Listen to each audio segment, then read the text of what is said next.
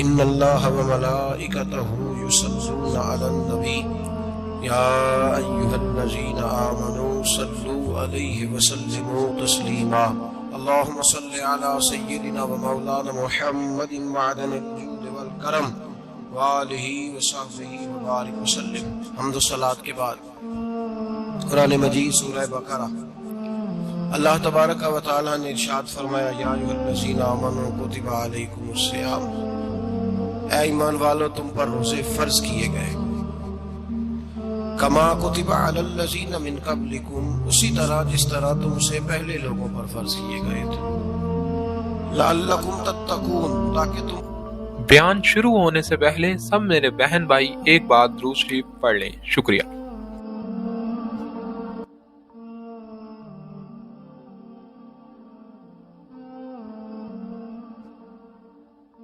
پرہیزگار ہو جاؤ، متقی ہو جاؤ، اللہ سے ڈرنے والے بن جاؤ، گناہوں سے بچنے والے بن جاؤ، اپنی زندگی کو رب رسول کے احکامات کی روشنی میں گزارنے والے بن جاؤ۔ روزہ ایک پریکٹس ہے، ایک مجاہدہ ہے، ایک جد و جہد ہے۔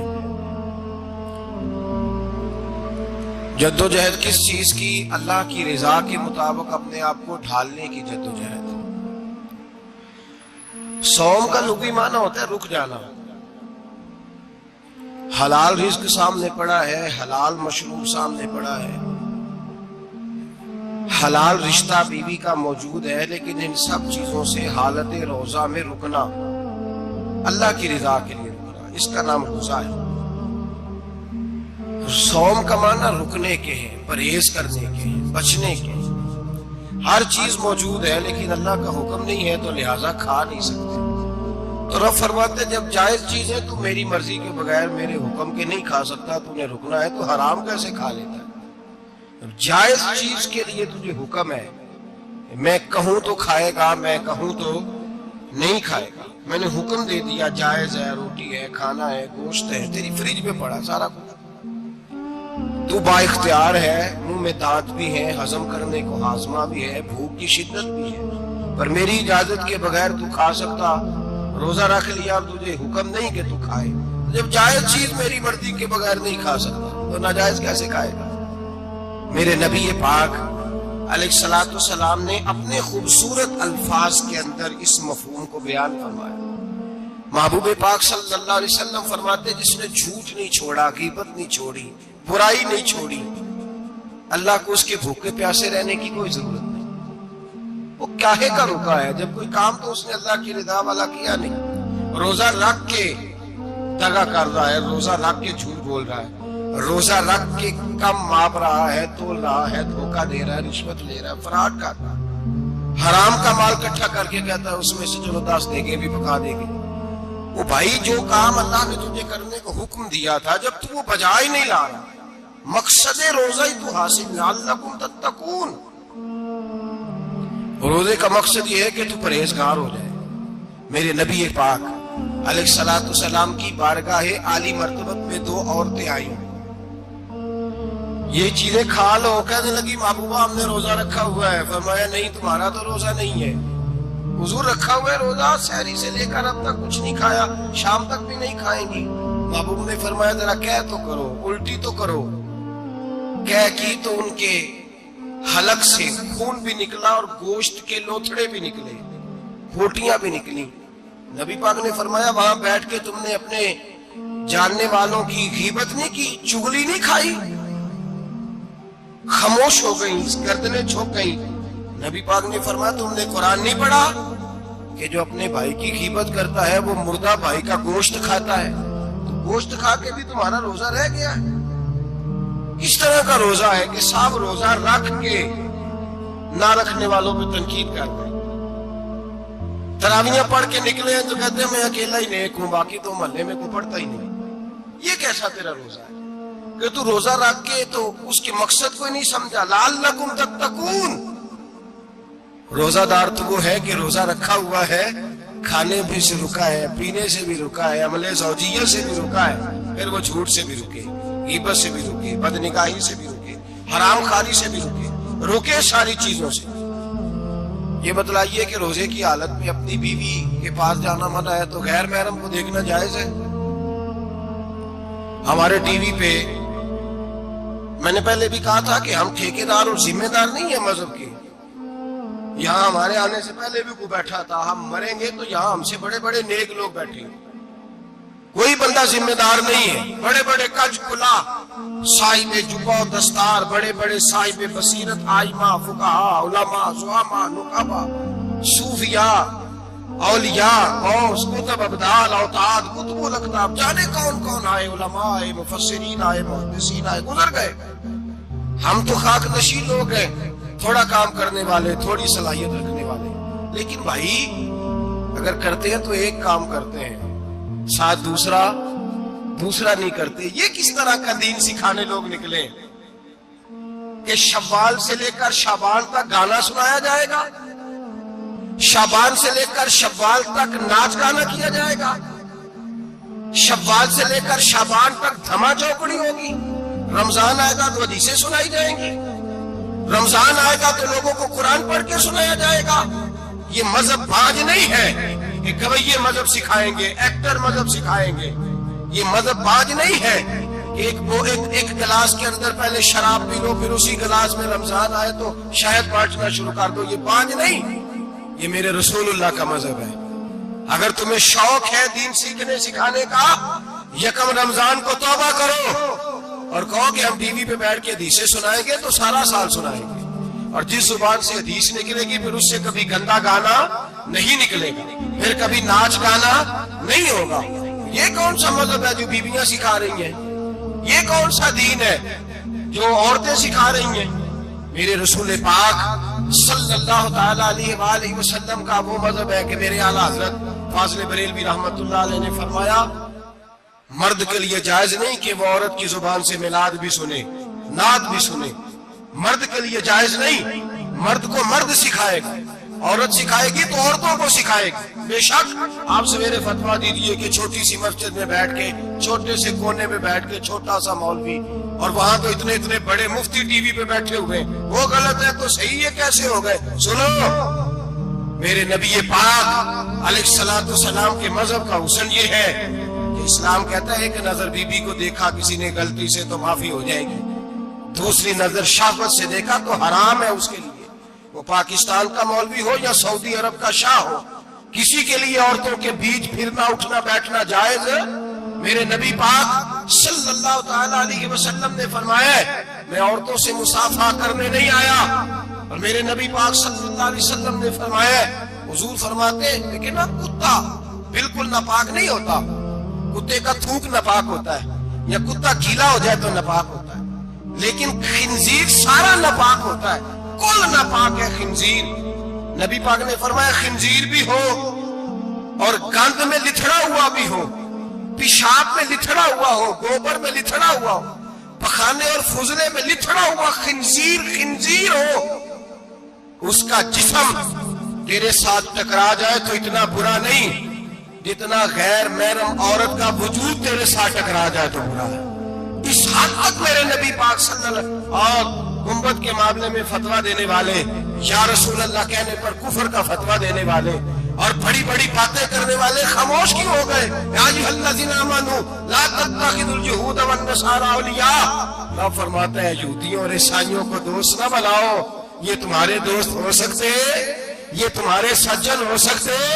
جب عرش کا مالک کہہ رہے سجن نہیں ہو سکتے تو دوستی کی بات کیسے بڑھا رہا ہے؟ یا رسول اللہ ہمارے سجن کون ہو سکتے ہیں؟ فرمایا تمہارا دوست وہ ہو سکتا ہے جو محمد عربی کا غلامی کرنے والا ہو، جو رسول اللہ کی نوکری کرنا ہو دوست ہوگا. دوسرا دوست ہو سکتا کوئی ایکٹر مذہب نہیں سکھائے گا، کوئی گویہ مذہب نہیں سکھائے گا.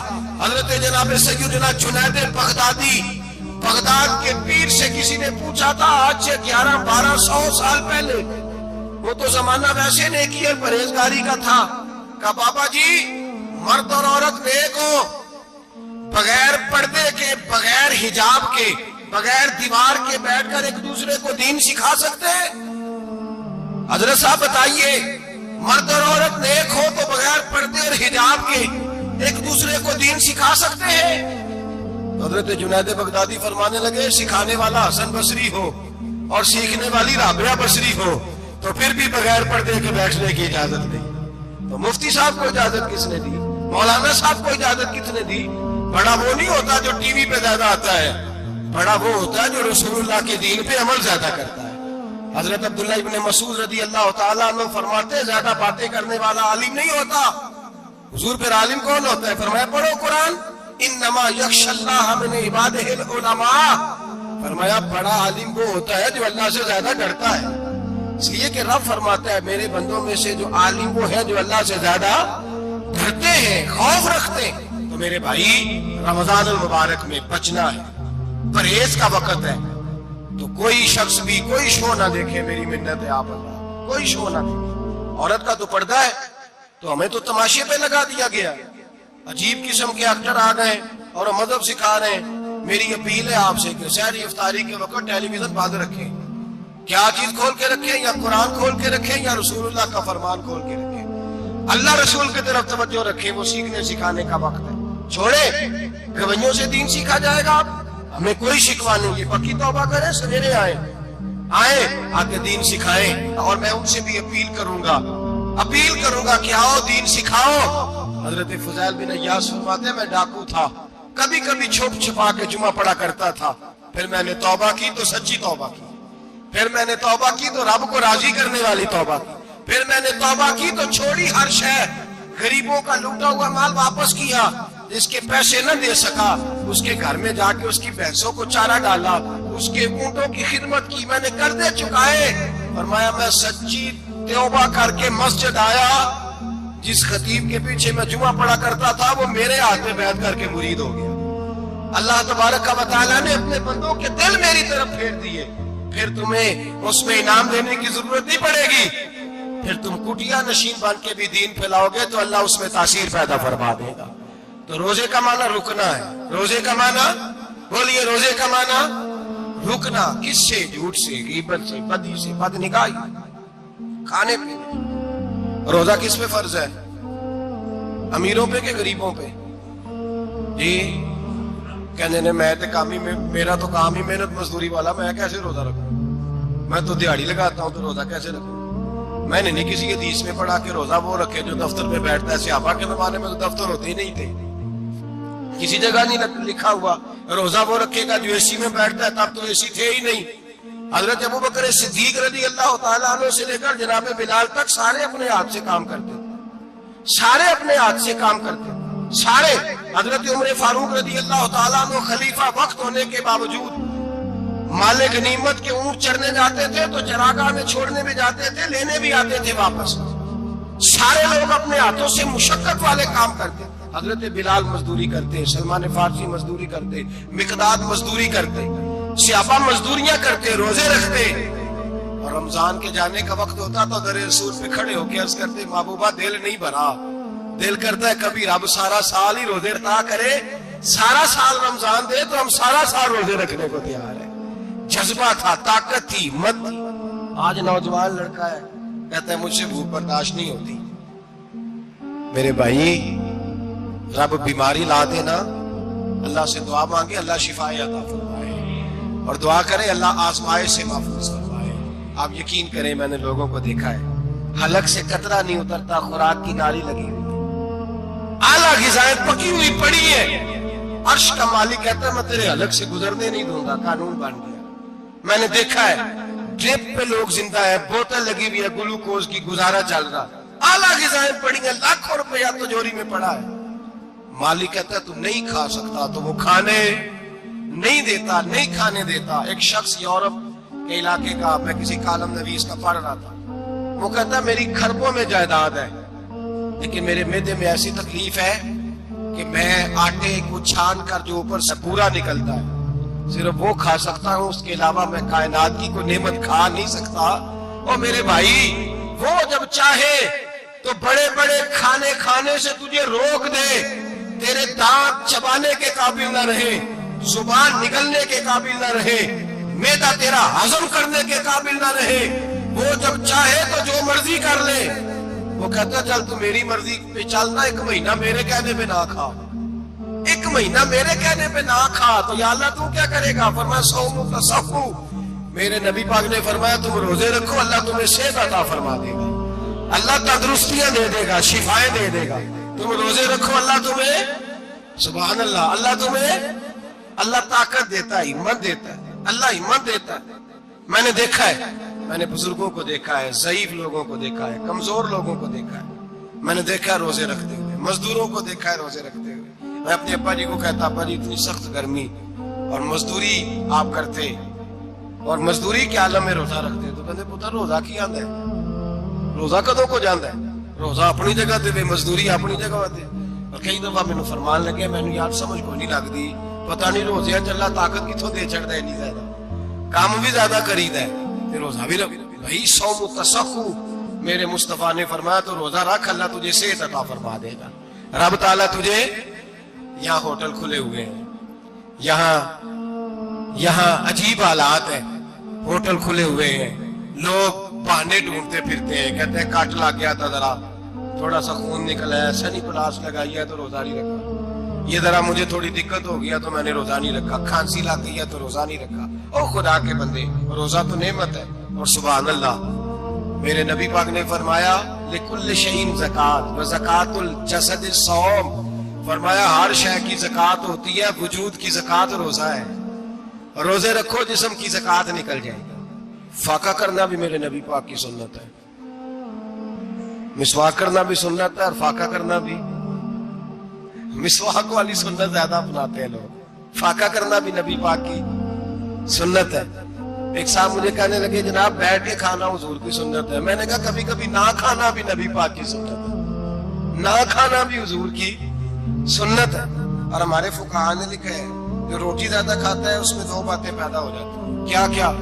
ایک بولتا زیادہ ہے, دوسرا سوتا زیادہ ہے, غافل ہو جاتا ہے. فقہ اور حکیم اطباء ڈاکٹر کہتے ہیں کہ پیٹ خالی رہے نا جس آدمی کا, اس کا حافظہ مضبوط ہوتا ہے, اس کے ذہن کی گرہ کھلتی ہے. زیادہ کھانے سے تو خماری چڑھتی ہے, دماغ ڈھونڈتے پھرنا روٹی کدھر سے آج اچھی ہے, گھر میں نہیں پکی تو ہوٹل چلے جانا, کھانے کے سوا اور کام ہی کوئی نہیں. اور صاحب میرے نبی پاک علیہ السلام نے فرمایا کافر 7 آنتوں سے کھاتا ہے, 7 آنتوں سے, اور فرمایا میرا مومن 1 آنت سے کھاتا ہے. اس کے وجود میں کھانے والی 1 آنت ہے, کافر 7 آنتوں سے کھاتا ہے. فاقہ کشی سے نورانیت پیدا ہوتا ہے, کم کھانا. دیکھیں نا نبی پاک صلی اللہ علیہ وسلم نے اللہ سے فاقہ مانگ کے لیا ہے, یا اللہ 1 وقت روٹی دے, 1 وقت کا فاقہ دے, مانگ کے لیا ہے نبی پاک, مانگ کے. حضرت ابو ہریرہ رضی اللہ تعالیٰ عنہ فرماتے ہیں بھوک زیادہ لگتی تھی نا جب مجھے, تو میں حضرت عمر سے, ابو بکر سے, عثمان, مولا علی سے کوئی مسئلہ پوچھ لیتا تھا, اور جب میں مسئلہ پوچھتا تھا تو وہ مجھے روٹی کھلا دیتے تھے. جب میں ان سے مسئلہ پوچھتا تو وہ مجھے, حضرت ابو ہریرہ فرماتے ہیں مجھے بھوک لگی, میں حضرت عمر کے پاس گیا, ان سے مسئلہ پوچھا. ان کا رواج تھا جب میں مسئلہ پوچھتا تو پہلے روٹی کھلاتے. ہمارے بزرگ یہ فرماتے ہیں کہ کھانے کھلا کے دین پڑھاؤ. صرف تمہارا کتب خانہ نہیں کھلا ہونا چاہیے, تمہارا دسترخوان بھی کھلا ہونا چاہیے. کسی نے نبی پاک صلی اللہ علیہ وسلم سے پوچھا تھا بہترین مسلمان کون ہے, حضور نے فرمایا جو سلام لینے میں پہل کرے اور روٹی زیادہ کھلائے, جو روٹی ہر وقت فکر کرے آ یار تو روٹی کھا لے, روٹی کھانے کی طرف توجہ دلائے. کھلانا سنت ہے, زیادہ کھانا اس میں بھی فرق رکھے. تو نبی پاک صلی اللہ علیہ وسلم کے صحابی حضرت ابو ہریرہ رضی اللہ تعالیٰ عنہ فرماتے ہیں میں نے حضرت عمر سے مسئلہ پوچھا, میں نے کہا حضور مسئلہ بتائیں, تو کہتے پہلے ان کی عادت تھی جب میں مسئلہ پوچھتا تو روٹی بھی کھلاتے, آج انہوں نے مسئلہ ہی بتایا ہے, روٹی کوئی نہیں کھلائی. تو مجھے کہنے لگے ابو ہریرہ تو سوچتا ہوگا روٹی نہیں اس نے پوچھی, تو نے کب سے کھانا نہیں کھایا؟ میں نے کہا صبح سے. تو جناب عمر کہنے لگے میں نے کل صبح سے نہیں کھایا. چل ابو بکر صدیق کے گھر مسئلہ پوچھتے, کہتے جناب صدیق اکبر کے دروازے پہ گئے, جا کر کے ان سے مسئلہ پوچھا. ان کی بھی عادت تھی جب کوئی مسئلہ پوچھنے جاتے ہیں تو دسترخوان بچھا لیتے, کہتے آؤ روٹی بھی کھلاتا ہوں مسئلے بھی بتاتا ہوں. کہتے ہیں گئے تو انہوں نے بھی مسئلہ بتایا, روٹی کوئی نہ پوچھی. تو کہنے لگے عمر ابو ہریرہ تم لوگوں نے کل پرسوں سے نہیں نہ کھایا ہوگا. اور ابو بکر کو 4 دن گزر گئے ہیں, تھوڑا سا دودھ ملا ہے یا کھجور ملی ہے, روٹی کوئی نہیں ملی. چلو در رسول پہ چلتے ہیں, آؤ حضور کی بارگاہ. کہتے ہیں نبی پاک کی بارگاہ میں آئے, حضور نے چہرے دیکھے, کریم سے مسئلہ نہیں پوچھنا پڑا. میرے مصطفیٰ کریم نے فرمایا بھوک لگی ہوئی ہے تم تینوں کو, 3-4 دن ہو گئے, اللہ کے رسول نے فرمایا مجھے پورا ہفتہ ہو گیا ہے. سبب کچھ اور ہے جس کو تو خود سمجھتا ہے. زوال بندہ مومن کا بے زری سے نہیں، بھوک نقصان کا وجہ نہیں بنی، وجہ کوئی اور بنی ہے. رشوتیں جو بازار گرم ہوئے ہیں لوٹ مار کے، یہ روٹی کے لیے نہیں، یہ زیادہ کھانے کے لیے، یہ بینک بیلنس کے لیے گرم ہے. یہ لوٹ مار کا مقصد کوٹھیاں بنانا ہے، روٹی کا تو رب کریم کا وعدہ ہے. تو جو روز روتا ہے شام کو کہ میرا کاروبار کوئی نہیں، اصل میں کہتا ہے بنگلہ کوئی نہیں، اصل میں کہتا ہے کار کوئی نہیں، پجارو کوئی نہیں، روٹی تو اللہ عطا فرماتے ہیں، اس کا وعدہ ہے. فرمایا حضور نے 3 دن بیت گئے، چلو. میرا بے تکلف صحابی ہے ابو الحسن انصاری، وہ بڑے نصیب والے ہوتے ہیں جن کو میرے نبی پاک خود کہتے تھے کہ تیری فلانی ذمہ داری ہے. اس زمانے کا تو کسی کو کہہ دیا جائے تیری ذمہ داری ہے تو کہتا ہے یہ تو پھٹیکے ڈالنے لگ گیا، یہاں سے تو چھٹی کر جانی چاہیے. خوش ہوتے تھے صحابہ کہ ہماری ذمہ داری لگی. کہتے ہیں حضرت ابو الحسن انصاری کے گھر گئے، نبی پاک نے فرمایا بھوک بڑی لگی ہے، کھانا لا. کہتے ہیں حضور نے اسے کہا تو اس آدمی کو تو وجد ہی ہو گیا. اس نے کہا میرے اتنے نصیب کہ حضور کا یہ کھانا کھلا. آؤ دیکھو دنیا والوں، آج جو سب سے زیادہ عزت والا ہے وہ میرا مہمان بنا ہوا ہے. فرماتے ہیں وہ دوڑے گئے، بکری اٹھائی، ذبح کی، بیوی کو کہنے لگے روٹی تیار کر. ادھر کھجوریں توڑی، انگور توڑے، کہنے لگے حضور آپ جب تک تناول کریں تب تک کھانا پک جاتا. حضرت عمر کہتے ہیں روٹی پک کے آئی، بڑا پیارا گوشت، بڑا اچھا سالن، بڑا خوبصورت خلوص والا کھانا. فرماتے ہیں میں نے بڑا ہی کھایا. نبی پاک نے نہ ایک روٹی لی اور چھوٹی چپاتی، تھوڑا تھوڑا سالن کونوں سے، اور جب نبی پاک نے کھا لیا تو حضور کی آنکھوں میں آنسو آئے. حضرت عمر کہنے لگے حضور روئے کیوں؟ نبی پاک نے فرمایا سوچتا ہوں 7 دن کے فاقے کے بعد کھایا ہے، پر ڈرتا ہوں رب اس کا حساب پوچھے گا تو جواب کیسے دینا ہے، اس کا حساب بھی تو دینا ہے نا جو کھایا ہے. تو حضرت عمر فاروق کے ہاتھ میں کچھ چیز تھی، زور سے زمین پہ ماری، کا محبوبہ 7 دن کے بعد بھی روٹی کھائے تو حساب دینا ہے. نبی پاک فرمانے لگے عمر وہ مالک ہے نا، تو جب دیتا ہے تو حساب نہیں لے سکتا، حساب تو دینا ہے، حساب تو دینا ہے، تیاری رکھو. صحابہ کرام فرماتے ہم نے ارادہ کیا کہ آج کے بعد ہم پھر فاقے کریں گے، کم کھائیں گے، اس لیے کہ حساب دینا ہے. میرے بھائی وہ فاقہ کشی کرتے تھے، ڈرتے تھے. یہاں تو لوگ کھا کے بیمار ہیں، کھاتے جا رہے ہیں، سوتے جا رہے ہیں، کھاتے جا رہے ہیں، سوتے جا رہے ہیں.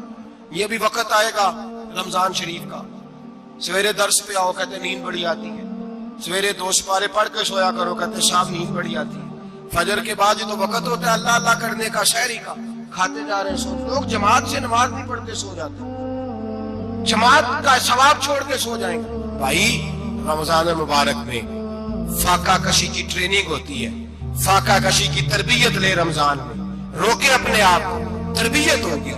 اور ہمارے صوفیاء فرماتے ہیں جو زیادہ کھاتا ہے اس کا نفس اس کو زیادہ پہ مائل کرتا ہے، خواہشات نفس پیدا ہوتی ہیں. میرے نبی پاک علیہ السلام نے جوانوں کو حکم دیا ہے یا معاشر الشباب، او جوانوں. یا رسول اللہ کیا حکم ہے؟ فرمایا یا نکاح کر لو اگر طاقت ہے، نہیں طاقت تو روزے رکھو. حضور روزے سے کیا ہوگا؟ فرمایا تمہارا نفس کچلا جائے گا، شیطان وسوسہ اندوزی نہیں کرے گا. آج نوجوان بڑھ بڑھ کے کھاتا ہے، بہت زیادہ کھاتا ہے، کبھی اس ہوٹل سے کھاتا ہے، کبھی اس ہوٹل سے کھاتا ہے. اتنا زیادہ کھائیں گے تو نفسانی قوتیں اچھل کر کے آئیں گے، مشکل ہو جائے. شادیاں دیر سے ہوتی ہیں، ماں باپ آنکھیں بند کر کے بیٹھے ہوئے ہیں. اگر ماں باپ کی ذمہ داری ہو اور ماں باپ نکاح نہ کرے تو نبی پاک نے فرمایا بچے گناہ کریں گے تو جتنا گناہ بچے کو اتنا باپ کو بھی ہوگا. تو ماں باپ چپ ہے، دوسرا شادی مشکل بڑی ہے، مہنگی بڑی، اور تیسرا نہیں کر رہے. کچھ لوگ تو روزے بھی نہیں رکھ رہے. تو رمضان ان کے لیے بھی وقت ہے، نفسانی قوتیں کچلی جائیں گی. کھانا جتنا کم کھایا جائے گا اتنا وجود کے اندر نفسانی خواہشات کم پیدا ہوگا. تو رمضان تو پریکٹس ہے مجاہدے کی، دین کی. اور دوسرا میرے حبیب پاک صلی اللہ علیہ وسلم نے فرمایا ہے، حضور فرماتے ہیں کہ رمضان اور قرآن کا آپس میں رشتہ ہے. قرآن پاک کتنا پڑھنا چاہیے روزانہ؟ زیادہ سے اللہ جزا دے. امید ہے آپ زیادہ سے زیادہ ہی پڑھتے ہوں گے. بھائی سنیں، حدیث مبارکہ میں نبی پاک نے فرمایا رمضان اور قرآن دونوں مل کے نا، بڑی پیاری حدیث ہے، فرمایا دونوں مل کے اللہ کی بارگاہ میں میری امت کی سفارش کریں گے. رمضان اور اللہ اکبر. کس طرح؟ نبی پاک فرماتے ہیں رمضان کہے گا اے اللہ دن کے وقت میں نے اسے تیری رضا کے لیے کھانے پینے سے باز رکھا، اور قرآن کہے گا یا اللہ رات کو تیری رضا کے لیے کھڑا ہو کے یہ قرآن سنتا۔ رمضان اور قرآن دونوں سفارش کریں گے۔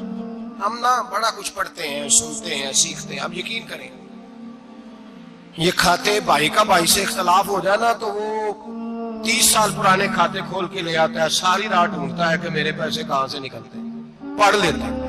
قرآن پاک کی باری آتی ہے تو نہیں پڑھتے قرآن پاک۔ ابا جی کا ختم ہوتا ہے تو مانگتے پھرتے ہیں، کہتے 2 قرآن پاک 10 قرآن پاک۔ یہ باتیں بتانی نہیں چاہیے، کرنی نہیں چاہیے، لیکن چونکہ تربیت کے لیے بیٹھا ہوں تو کر دیتا ہوں۔ میرے شاگردوں سے پوچھیں، یہاں مدرسہ ہے الحمدللہ، درجنوں طلباء ہیں، اساتذہ ہیں، میرے پیر بھائی ہیں، اور میرا یہ دعویٰ ہے کہ شاید کوئی کسی سے اتنا پیار کرتا اور اتنے میرے شاگرد اور مرید مجھ سے کرتے ہیں، لیکن میں نے کبھی کسی سے نہیں کہا کہ ذرا سورۃ فاتحہ پڑھ کے دینا، میں نے اپنے ابا جی کو ثواب دینا ہے۔ پوچھ لیں کسی سے نہیں کبھی کہا، کبھی نہیں میں نے کہا کہ ذرا مجھے تھوڑا سا قرآن پڑھ دیں۔ میں اس کو ناجائز نہیں کہتا، پڑھوانا چاہیے، لیکن میں اپنے والدین کے لیے کبھی سوال نہیں کرتا کہ مجھے ذرا پڑھ کے دو، میں نے بخشنا ہے، اس لیے کہ میں نے ذاتی طور پہ روٹین بنائی ہے۔ میں سمجھتا ہوں کہ کائنات کے اندر میرے اوپر جن لوگوں نے احسان کی ان میں سب سے زیادہ حصہ میرے ماں باپ کا ہے۔ میں سمجھتا ہوں اس بات، کتنا نالائق ہوں میں کہ میں 1 مہینے میں ایک قرآن پاک بھی پڑھ کے ان کی روح کو احسان نہیں کر سکتا۔ میرا یہ طریقہ ہے ذاتی، میں قدغن نہیں لگاتا، میرا ذاتی طریقہ ہے۔ الحمد سے شروع کرو اور 2 سورتیں چھوڑ کے قرآن پاک ختم کر دو آخری، اور پھر فلق اور ناس سورتیں ساتھ لے جاؤ۔ یہاں بیٹھ کے سالے ثواب نہیں کرنا، ختم نہیں دلانا، ساتھ لے جاؤ، قبر پہ کھڑے ہو جاؤ اور فلق اور ناس سورتیں قبر پہ بیٹھ کے تلاوت کرو، اور جو قرآن مجید پڑھا ہے ان کی روح کو وہاں احسال کرو۔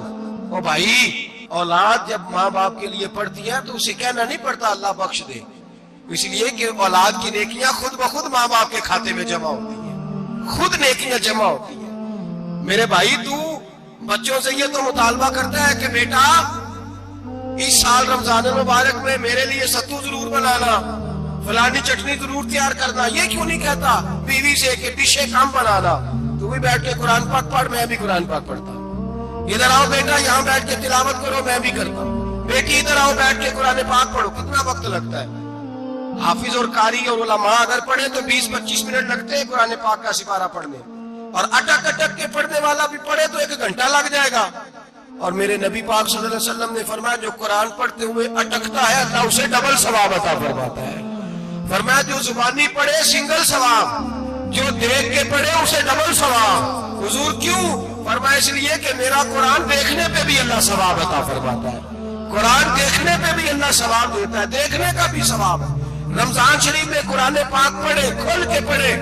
اور میرے بھائی اگر تیرا بچہ پڑھے، اگر تیری بیٹی پڑھے، کائنات کا خوش نصیب باپ وہ ہے کہ بیٹا قرآن پڑھے، چاہے ناظرہ ہی پڑھے، اس کی بیٹی پڑھے۔ زندگی میں انہیں اس کام پہ لگا جاؤ، مرنے کے بعد بھی پڑھیں گے۔ امام جلال الدین سیوطی شافعی رحمت اللہ علیہ فرماتے حضرت عیسیٰ قبر کے پاس سے گزرے، قبر پہ عذاب ہو رہا تھا، اللہ کا غضب برس رہا تھا، جناب عیسیٰ استغفار پڑھتے ڈرتے گزر گئے۔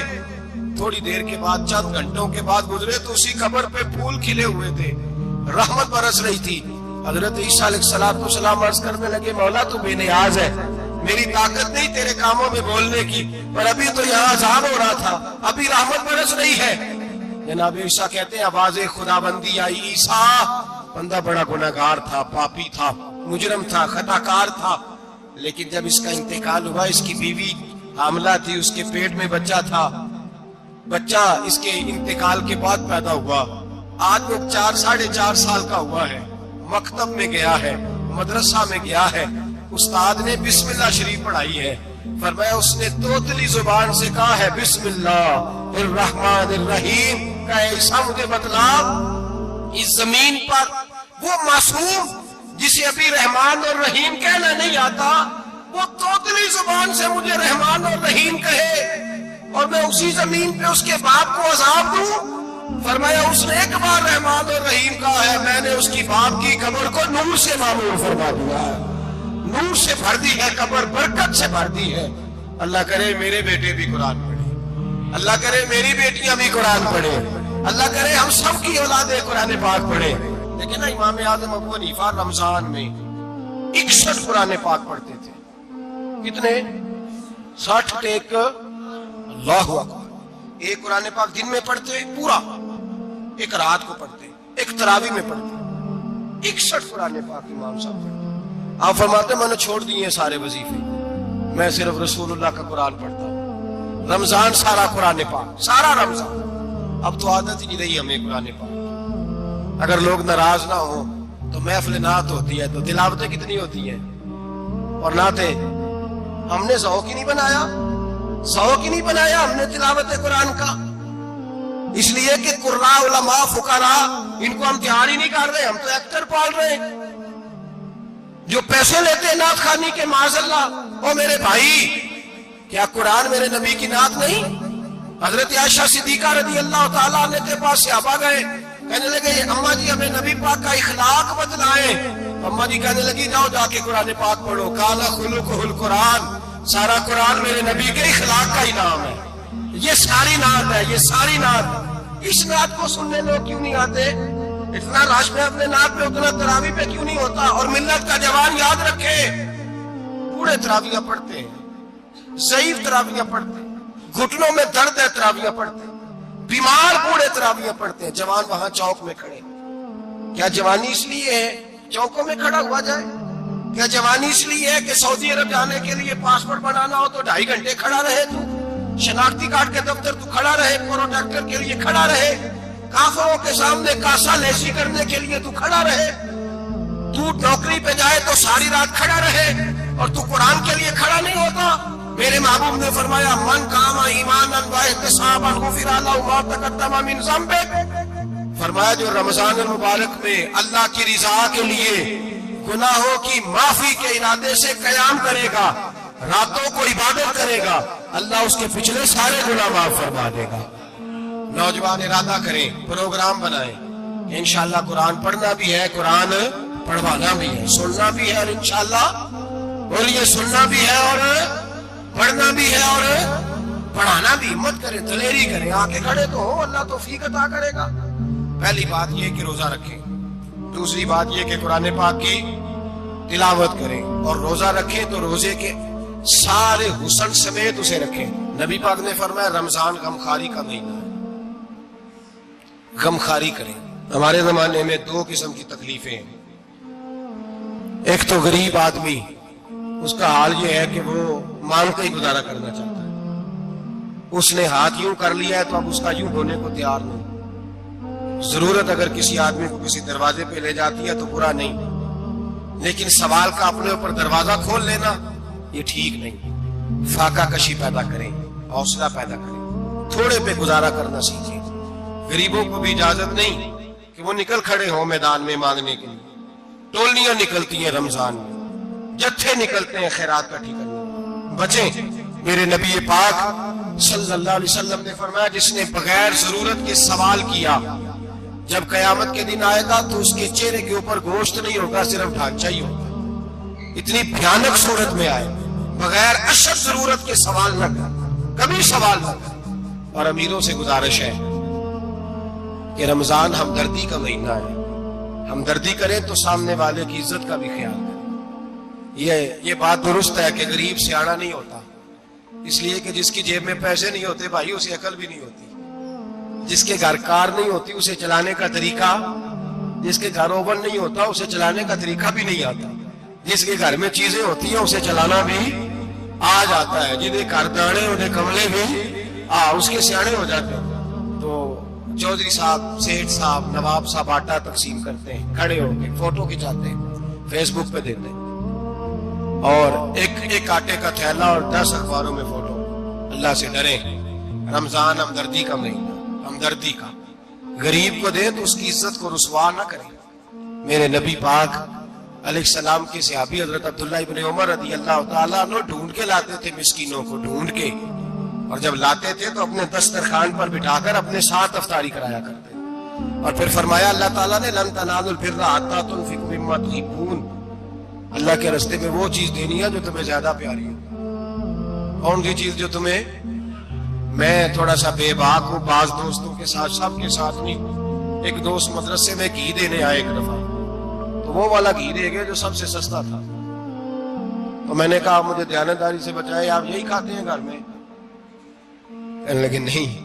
تو میں نے کہا پھر ہم نے بچے مارنے کے لیے تو نہیں نہ رکھے ہوئے، کیا وہ والا گھی اللہ کے راستے میں پیاری چیز دینی ہے نا، اس لیے گلے گلے نوٹ لوگ مسجد کے گلے میں ڈال جاتے ہیں، پھٹے ہوئے ڈال جاتے ہیں، کہتے ہیں جوڑ دیں گے مولوی صاحب۔ اور خدا کے بندے پیاری چیز دینی تھی تمہیں، اور تو نے اس کا ترجمہ الٹ کر لیا ہے۔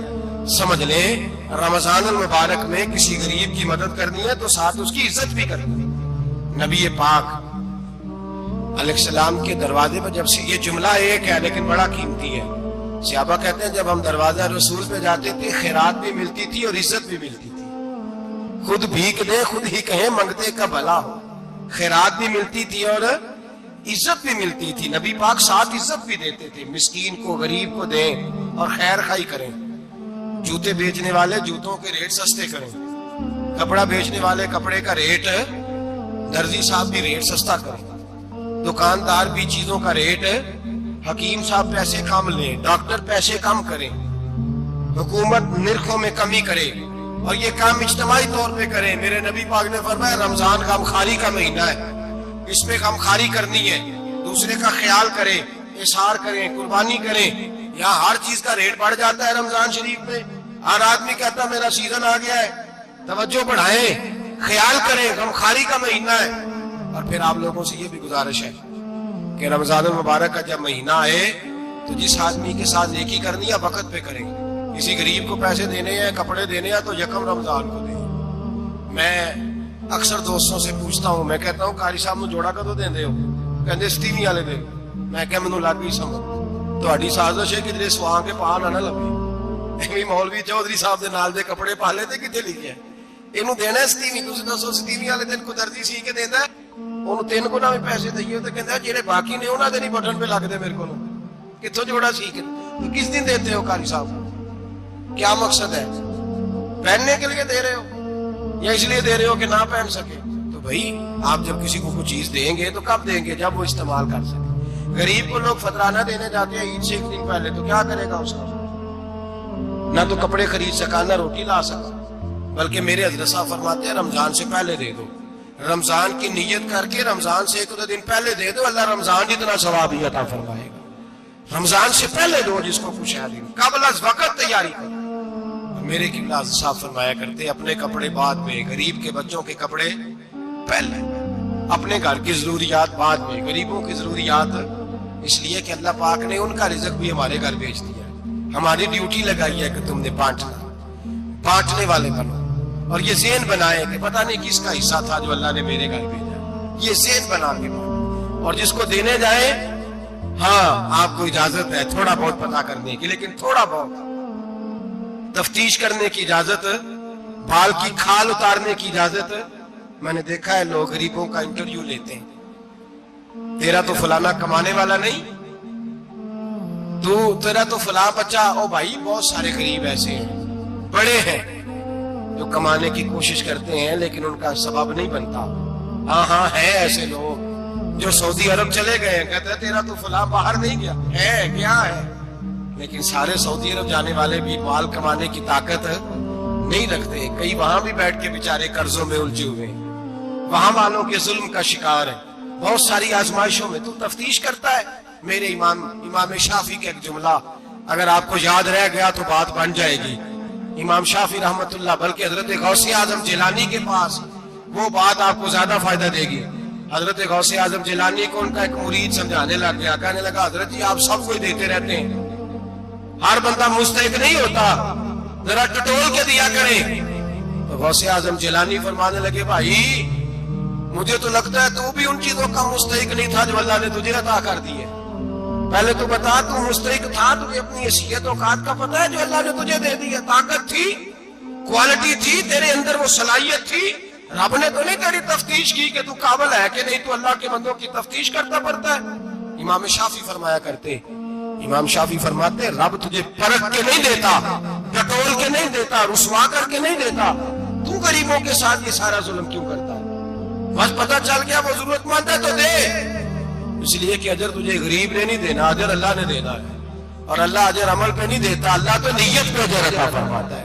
تو نیت دیکھ تیری کس طرح، تو میرے بھائی غریب کو دے قبل از وقت دے۔ رمضان المبارک میں چوتھا کام، بات آخری اور چوتھا کام سنیں، رمضان میں دین سیکھیں۔ شیطان قید ہوتا ہے زیادہ سے زیادہ، اور جب آدمیوں کا پیٹ خالی ہوتا ہے نا تو ذہن جو ہوتا ہے نا وہ بھی اس کا فریش ہوتا ہے، اس میں کوشش کریں دین سیکھنے کی۔ میرے نبی کریم صلی اللہ علیہ وسلم نے اس دین کو علم کا دین قرار دیا ہے، شعور کا دین قرار دیا ہے، فہم کا دین قرار دیا ہے۔ نبی پاک صلی اللہ علیہ وسلم نے فرمایا ایک عبادت کرنے والا عشاء کے بعد کھڑا ہو اور فجر تک نماز پڑھتا رہے، ایک عالم دین عشاء پڑھ کے سو جائے اٹھ کے فجر پڑھ لے تو وہ 70 عبادت کرنے والوں کا درجہ زیادہ نہیں، عالم کا درجہ پھر بھی زیادہ ہے، اس عالم دین کا درجہ زیادہ ہے، اس لیے کہ وہ لوگوں کو آگاہی دیتا ہے، شعور بخشتا ہے۔ یہ دین جو ہے یہ، اور نبی پاک صلی اللہ علیہ وسلم نے فرمایا عبادت کرنے والے پر عالم کا درجہ اتنا ہی زیادہ ہے جتنا میرا درجہ اپنے غلاموں پر زیادہ ہے۔ عالم کو حضور نے اتنا بڑا مقام دیا، دین سیکھیں، شعور حاصل کریں، یہ فقاہت کا دین ہے، شعور حاصل کرنے کا دین ہے۔ اور نبی پاک صلی اللہ علیہ وسلم نے فرمایا دین کی ایک بات سیکھ لینا 1000 نفل پڑھنے سے زیادہ درجہ رکھتی ہے، دین کی ایک بات سیکھ لینا 1000 جنازے میں شرکت سے زیادہ درجہ رکھتی ہے، دین کی ایک بات سیکھ لینا، میرے نبی پاک صلی اللہ تعالی علیہ وسلم ارشاد فرماتے 1000 مریض کی عیادت کرنے سے زیادہ درجہ رکھتی ہے۔ فرمایا جس نے رات کے ایک لمحے میں دین کی ایک بات سیکھی اللہ اسے ساری رات عبادت کرنے سے زیادہ ثواب عطا فرمائے گا۔ میرے ارشاد فرمایا کرتے جب سیکھنے والے کو یہ ثواب ملے گا تو بتائیے سکھانے والے کو کتنا ثواب ملے گا، اسے اللہ کتنا درد۔ رمضان آ رہا ہے، شیطان قید ہے، دین پھیلانے کی کوشش کریں، جدوجہد کریں۔ بڑی نیند آتی ہے فجر پڑھ کے، لیکن اگر کسی کا ارادہ بن جائے کہ دین سیکھنا بھی ہے اور دین بچوں کو، تو پھر کوئی نیند غلبہ۔ ایک مثال ایک عالم نے سمجھائی، کوئی بزرگ تھے درویش عالم، ان کے پاس ایک عورت آئی، کہنے لگی میں بچوں کو سویرے بڑا جگاتی ہوں، بچے جاگتے نہیں نماز کے لیے۔ بڑا عجیب جواب دیا بزرگوں نے، درویش نے، عالم نے، کہنے لگے بی بی کیوں نہیں جاگتے، جگایا کر، بیدار کیا کر، اٹھایا کر۔ کہنے لگی بڑی جدوجہد کرتی ہوں، اٹھتے نہیں، بیدار نہیں ہوتے۔ اللہ والے تھے نا۔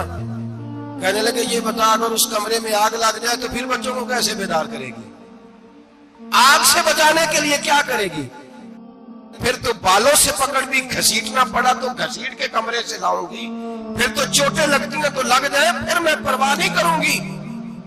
آپ فرمانے لگے یوں سمجھ لے جہنم کی آگ جل رہی ہے، اگر تیرے بچے نے نماز نہ پڑھی تو آگ لگ جائے گی، اگر اس نے عبادت نہ کی تو اسے آگ، اب جیسے بھی تجھے اٹھانا پڑتا ہے اٹھا گھسیٹ کے باہر لا، لیکن اس کی نماز قضا۔ نیند بڑی آ رہی ہے سویرے، لیکن اگر دین نہ سیکھا تو مشکل ہو جائے گی۔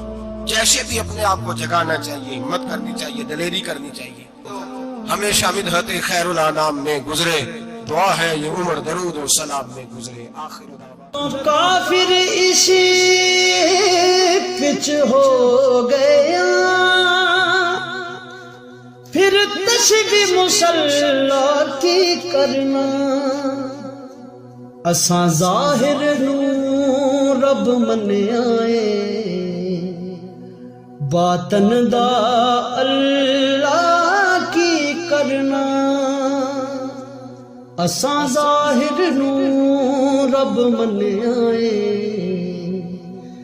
باطن دا اللہ کی کرنا۔